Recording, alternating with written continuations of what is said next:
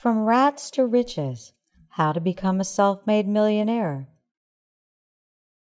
Understanding Money.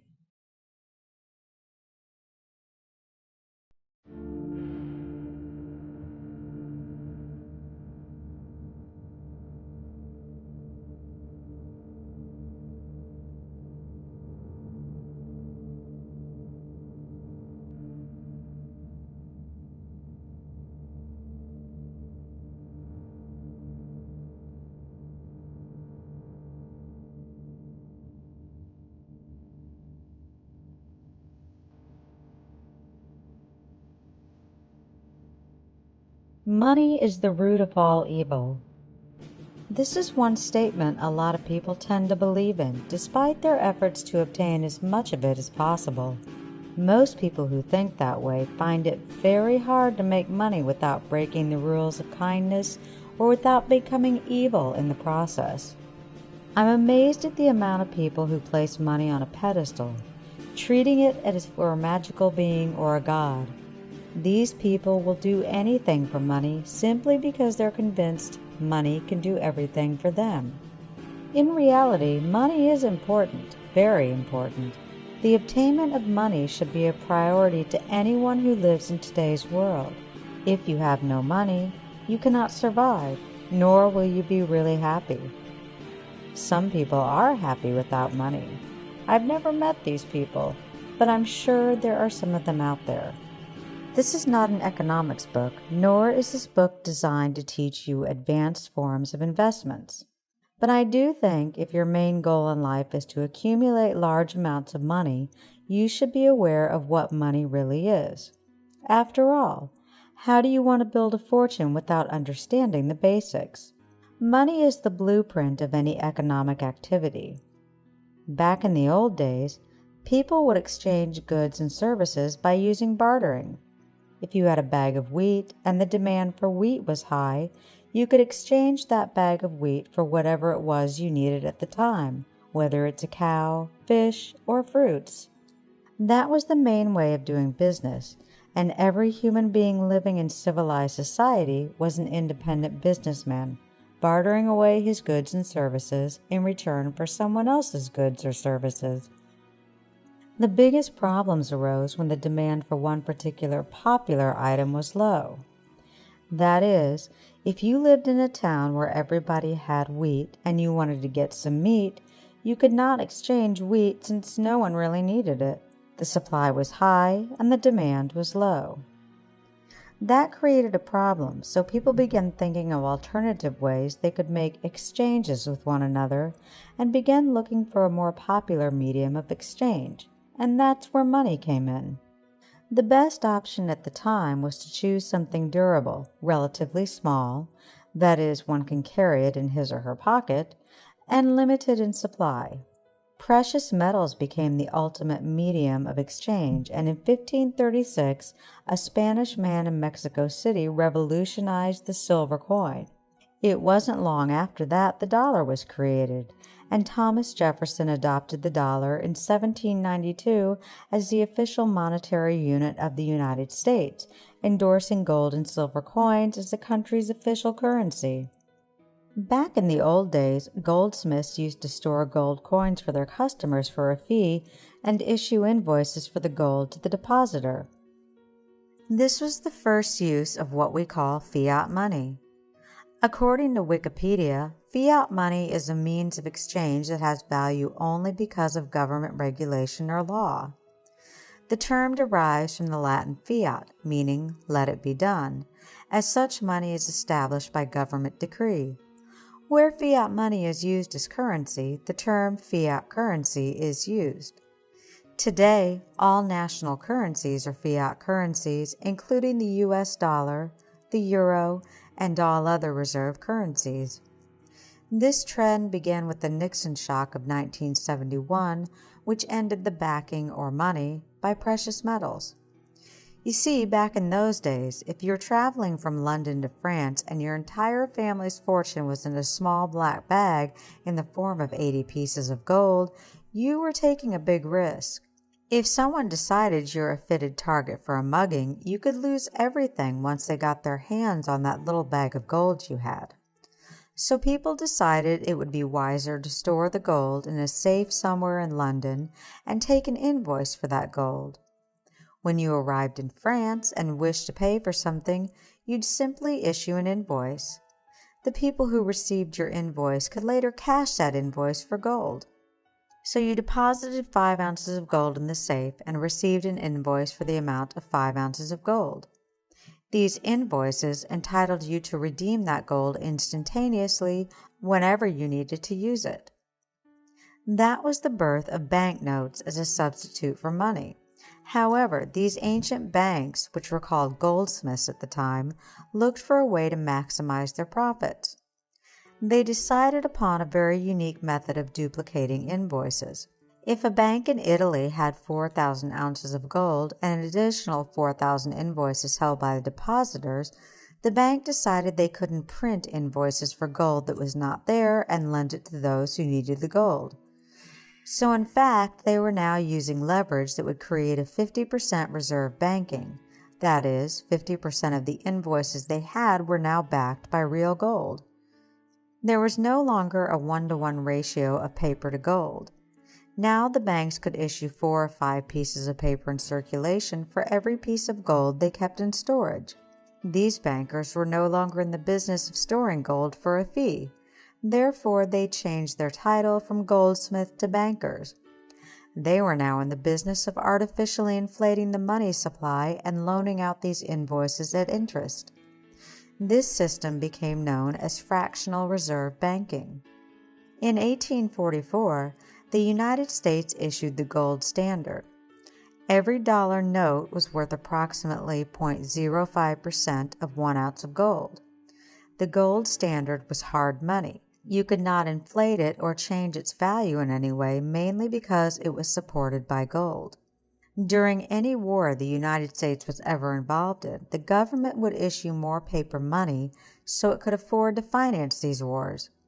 Eventually, Treasury notes completely replaced the circulation of gold standard, and we continued to use what we call fiat money. The money we use today is nothing more than a piece of paper, and it has no intrinsic value, but it is accepted by traders because it can be redeemed at any time for the equivalent specie. An American silver certificate, for example, could be redeemed for an actual piece of silver. So there you have it. You now know the basics. However, keep in mind that I expect you to educate yourself more about the subject, read, and better understand the use of money. Obviously, what is stated here is just the history, and money traveled a long way to become the means of trade we perceive it to be today. Understanding income. Can you answer a simple question? What is the definition of income? Most people who strive to achieve wealth cannot answer this most basic question. The dictionary defines income as the sum of all the wages, salaries, profits, interest payments, rents, and other forms of earnings received in a given period of time.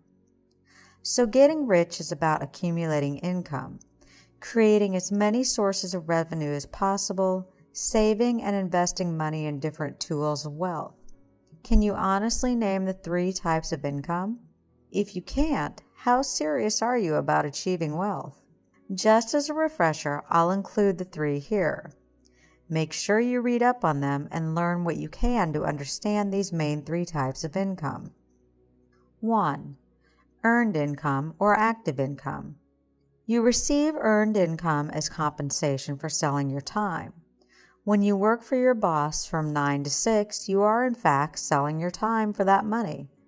The more hours you put in, the more you'll be getting paid. You can accumulate great wealth by earned income. Executives, CEOs, VPs, and even athletes, actors, and other high-paid professionals all get paid for selling their time and talent. Self-employed and business owners can also receive earned income. Usually, business owners will pay themselves a salary in addition to dividends and executive bonuses. So when you receive earned income, you either work for someone else or you can work for yourself. Earned income is the highest possible taxable income and includes wages, salaries, tips, benefits, and net earnings from self-employment. 2. Passive income or portfolio income. You receive passive income as compensation for investing your money in assets. It could be earnings from a business you're not directly involved in running, cash flow income from real estate properties, royalties from publishing a book, CD, or some form of intellectual property, earnings from an online business, dividends from stocks and interest, and residual income. Passive income will feed you when times are rough. When you cannot work, the accumulation of assets will save you. Robert Kiyosaki said, "Assets feed you, liabilities eat you," referring to the fact that those who invest their money in accumulating passive income from different sources rather than spending the funds on expensive toys and doodads will benefit from high levels of income that feed you regardless of how hard you work, where you live, or if you decide to retire early. 3. Capital gains. You receive capital gains income as compensation for selling your assets for a higher price than you paid for them. For example, if you purchased a stock for $5 in May and sold it for $50 in December, you've earned a capital gain of $45 per stock. It's the profit you make when you sell an asset. The taxes on capital gains are very high, but there are many good tax breaks for capital gains, just like there are for passive income. Now you know about the different types of income. Let's move on. Get rich quick. I have been chasing ways to get rich ever since I can remember. At age 14, I fell victim to a lottery scam after giving a scam artist every cent I got from my bar mitzvah money I would have saved or otherwise spent like any other teenager. I responded to an email I received from someone telling me I had just won $10 million in some lottery I didn't remember enrolling in. But that didn't stop me from sending the crooks every cent I had in my pocket. At the time, internet scams were not as common as they are today, and I was not fully aware I had been scammed until about a month later when I finally realized the check was not coming. That was the first time I really lost money. I was so angry, so frustrated. I will never forget the day I came back home from yet another trip to the post office, sent another email, and realized I'd been scammed for $3,500. Needless to say, I learned my lesson at an early age. Since then, I found myself skeptical and can spot a fraud from a mile away. At the time, I was so determined to make money, but because I was not financially educated, I tried to get rich quick instead of going for the long run. I did learn never to give my money to scammers. I did not learn, however, all there is to know about getting rich quick. These days, I take it upon myself to screw internet scammers whenever I get the chance. I go out of my way to file a complaint to the local police whenever I receive an email that's trying to squeeze money out of unsuspecting victims, the majority of whom are trying to get rich quick. There are no shortcuts to anywhere worth going, and I believe when you try to get rich quick, you will end up going broke at least 99 times out of 100. Don't get me wrong, getting rich quick is definitely possible. However, if you're broke, the chances are that you're trying to get rich quick will keep you broke and may cause you to go even broker. It all depends on your definition of getting rich quick and your definition of the word rich. When I was a kid, I was sitting on a sidewalk in my neighborhood with my friend Ben. We had both just read Robert Kiyosaki's book, Rich Dad, Poor Dad, and were both greatly influenced by it. As we were sitting there discussing our dreams, potential ventures, and business, which we did often, I told Ben my dream was to become financially independent by the time I turned 30, to become a self-made millionaire and become as big as the tycoons we were admiring at the time. We would spend hours talking about our heroes, including Trump, Bill Gates, Warren Buffett, Sheldon Adelson, and other well-known business people. Ben responded in amazement, "That's it? Becoming financially independent by age 30 is too long to wait. I want to do it when I turn 20. Remember, we were both 12 or 13 at the time. I argued with him for a while, and then an older gentleman, probably around 40 or more, passed by with his wife, surprised to see two little boys sitting on the neighborhood bench discussing business. As he walked by, I asked him, "Excuse me, mister, how would you like becoming financially independent at age 50? Ben looked at me confused, but the look disappeared as the man answered, "Yeah, right, I wish," and carried on. I always remembered that day as the day I learned that 95% of people have no belief in their own abilities to achieve anything, let alone become wealthy. I spent countless hours researching the concept of getting rich and getting rich quick online. I read books, articles, news stories, and watched countless hours of YouTube videos about the subject. I spent the time researching and discovering for myself which ones are legitimate and which ones are fraudulent. Maybe you'll be surprised at my findings and maybe you won't. I decided to invite my brother, who was going to business school at the time, and together we would call over 100 of the companies promoting get-rich-quick concepts. Since my brother was in business and had great business savvy, he was able to bomb the representatives with questions testing their legitimacy. How do I make my money in your company? How much do I need to invest? How does your business model work? Are there any qualified investors we can meet? Who profited from your business model? Most reps could not answer these simple questions. They could not properly explain their business model and avoided many of the questions. Some hung up the phone when we began asking difficult questions, and a small part kindly answered our questions. I discovered 99% of these corporations, websites, and businesses who promised get-rich-quick business models were either fraudulent or basically promised things they could not possibly deliver. However, there was another side to getting rich quick in the sense of obtaining a large amount of money in a short period of time. After I changed my focus from researching get-rich-quick schemes to get-rich-quick methods, the difference being that a get-rich-quick scheme is a particular product, while a method is a particular formula. I discovered many stories of people who made fortunes quickly, and I decided to further investigate. Trading.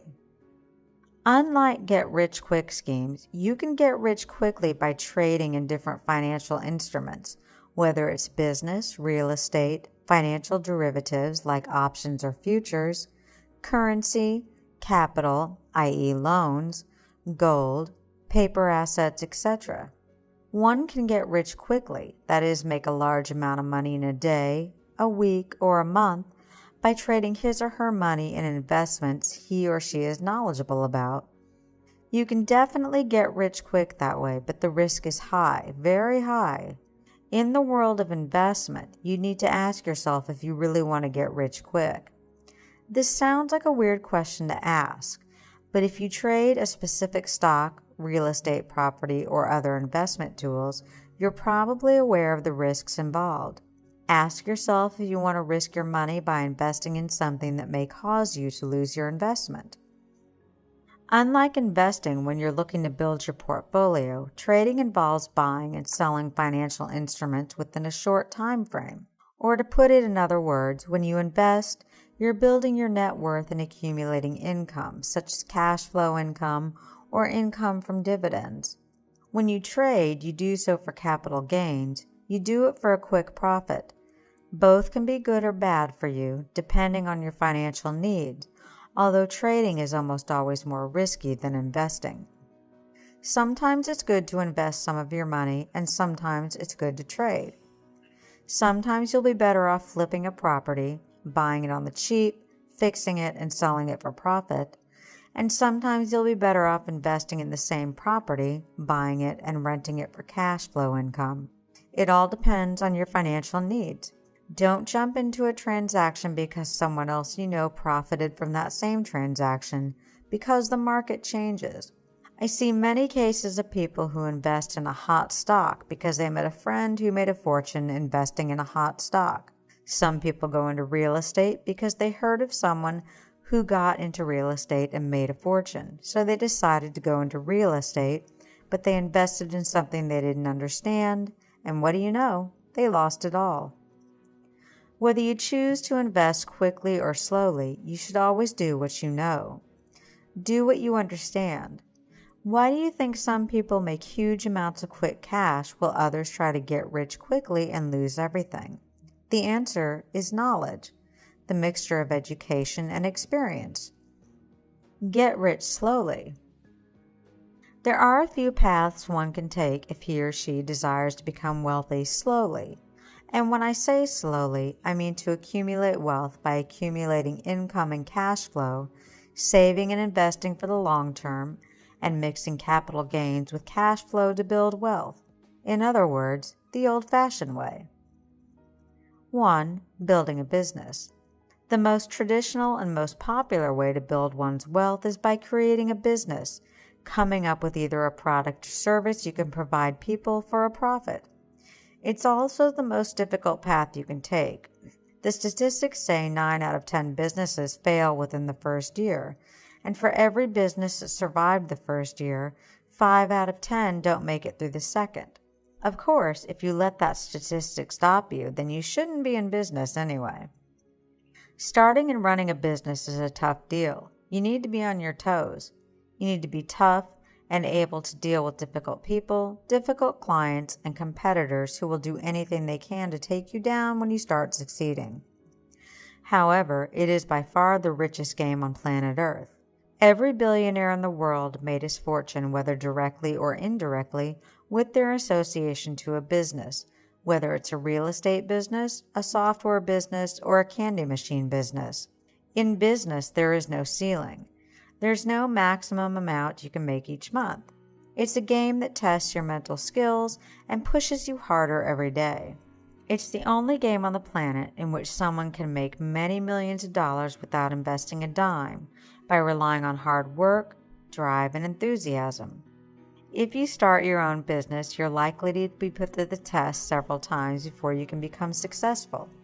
This can take a month, a year, or 30 years. It's all up to you. Before starting a business, you need to know what you want to do. Follow the map in the previous chapter, get off your ass, and get to work.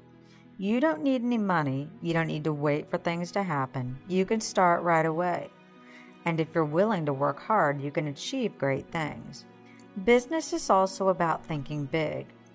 If you think too small, you may end up in a loop you can't escape. Working for yourself can be detrimental if you don't have the ability to think big enough to hire employees and delegate control. Learn about business. Take the time and invest the money in learning how to start and run your own business. Use some of the tips in this book if you have no money to invest in your own business, and you'll be able to build an empire even if you think you don't have any money. 2. Real estate. One of my favorite businesses in the world is the real estate business. Investing in property for cash flow is not only fun, but it's also very profitable.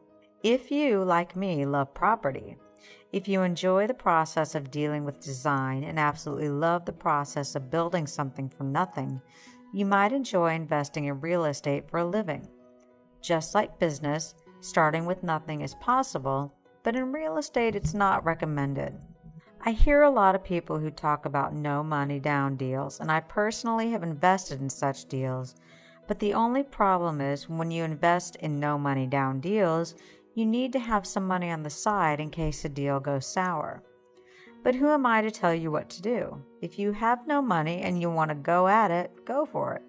But if you have some money and want to become a full-time real estate investor, you can definitely build great wealth via real estate. In real estate, you can invest in cash flow, renting properties to tenants for the income, or you can speculate, flipping properties, buying cheaply and selling for a profit. The problem with flipping properties is that you don't have as much control, but they're both amazing ways to create revenue and build a high net worth. There are other ways of investing in real estate, such as tax liens and creative financing deals, but I won't go into that in this book.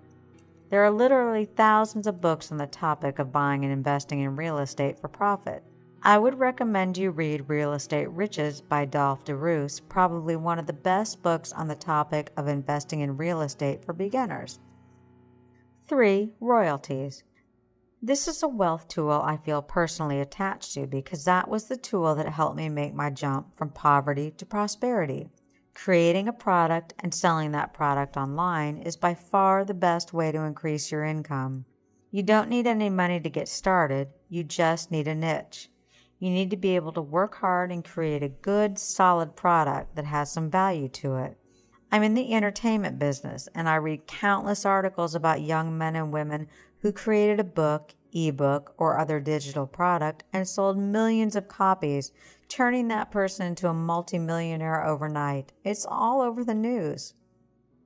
More people became millionaires due to the power of the internet than ever before in history. With Amazon, eBay, and other selling channels, it's a lot cheaper to make large amounts of money by selling your products and promoting your brands. You hear of a movie director who created a full feature film with his iPhone. You read about a young man who became rich after blogging about parties and women, Tucker Max. You read and learn every day that more and more people create tremendous amounts of wealth by building a product for royalties. Keeping your money. When you start to make money, especially if you started off with nothing, you'll definitely be tempted to spend more money than you would otherwise spend. You stop paying attention to the cents and you think, oh, it's only $50 or it's only $15. Don't be a fool. Remember that you were once in a position where $15 could buy a few meals. Even after you make your first million, don't spend money irrationally because soon you'll be at risk of losing it all again. Donald Trump tells a story where a newspaper conducting the cheapest billionaires list had sent him a check for 25 cents to see if he would cash it. Sure enough, Mr. Trump deposited it. He knows the value of a dollar. If you want to keep your thousands, millions, or billions, you need to be able to keep your eye on the bottom line. I still keep track of every dollar that comes in and out of my bank account, and at every single moment, I know how much money I have and how much money is supposed to come into the account. That's not to say you need to be cheap, but you do need to be able to keep track of your hard-earned money and invest it wisely. There is no excuse for not keeping good track of your money. I always have an Excel file I maintain on a daily basis. That file includes my financial statements, income, expenses, assets, liabilities, etc. So watch your bottom line and keep your money. Remember that making money is easy. Keeping it, now that's the trick. Cheap versus frugal. When I was homeless, I learned a valuable lesson about frugality. And when I was rich, I learned a valuable lesson about being cheap. Most people fail to understand the difference, so I want to take the time and explain it. Someone who is cheap is someone who refuses to spend money. Someone who is frugal is someone who refuses to spend money that can be better spent somewhere else. Let me explain. If you're in a financial dump like I used to be, you're probably there because you are not frugal enough. Being frugal is being smart, knowing how not to overspend, and understanding how saving just a few dollars in the short run may save you thousands or even millions in the long run. For example, if you're a publisher like myself, you know that if you manage to save 20 cents for every book you sell, you will end up adding thousands of millions of dollars to your company's bottom line. When Barnes & Noble orders 10,000 copies of your book and sends them over to different locations, if you manage to convince your printer to give you a 20-cent discount off of every book, you'd save $2,000 just off your initial order. That's $2,000 you can invest in marketing, advertising, or even pay it to yourself as a bonus. That's $2,000 you'd have otherwise paid could be useful somewhere else. Frugality is being smart. On the other hand, a cheap person is someone who avoids spending any money at any cost. Someone who chooses to keep the money to himself rather than spend or invest in his business, his children, his friends, charity, etc. While a frugal person would avoid overspending, a cheap person would avoid spending altogether. He'll file a lawsuit on his own to save money for an attorney. He will not give to charity, he will file his own taxes, and he will not help out a friend in need. I'm not telling you not to be cheap or to be frugal. I'm telling you to be smart with your money and give back. Give to charity. Give to those who will give it back, either to you or someone else. Don't give money to those who want to keep it to themselves. In other words, give your money to frugal people, not to cheap people. Take the time to read and educate yourself about the topic of managing money. So many people want to become rich but don't even bother to read about it. Read about cash flow management, taxations, investments, etc. Do what you can to become an expert on the topic of making, managing, and spending. See you on the next video. Usher Morgan, author of From Rats to Riches. Visit www.FromRatsToRiches.com to download a free copy of the ebook.